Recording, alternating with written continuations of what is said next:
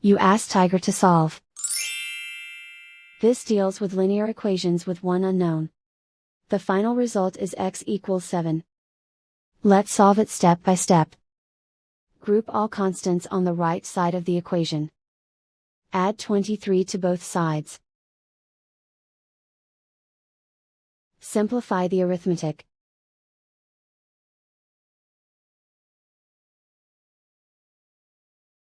Isolate the x. Divide both sides by 5. Simplify the fraction. Find the greatest common factor of the numerator and denominator. Factor out and cancel the greatest common factor. And so the final result is x equals 7.